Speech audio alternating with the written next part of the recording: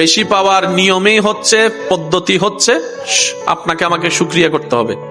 এখন শুকরিয়াটা কিভাবে করে, প্যাঁচ লাগে এই জায়গায়। বুঝাতে পারছি কথাটা? কারণ দিবেন যিনি, তিনি বলতেছে শুকরিয়া করো, বাড়াই দিব। তো শুকরিয়া করতে জানলে না বাড়াই দিবে?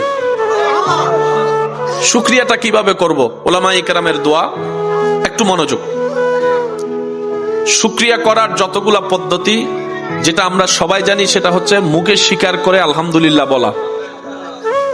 জানি তো সবাই ইনশাল্লাহ? শুকরিয়া করতে হবে আল্লাহর ইবাদতের মাধ্যমে, শুকরিয়া করতে হবে জবানের মাধ্যমে, শুকরিয়া আদায় করতে হবে মন খুশি রেখে। আর একটু জোরে বলি, মন খুশি রেখে। অর্থাৎ আল্লাহর দেওয়া কোনো কিছুতে দাড়ি কমা, নাক গলানো যাবে না, নাক কুচকানো যাবে না। যতটুকুই দেয় মন থেকে খুশি এনে মুখে সেটা প্রকাশ করে, ইবাদত দিয়ে সেটাকে প্রমাণ করে।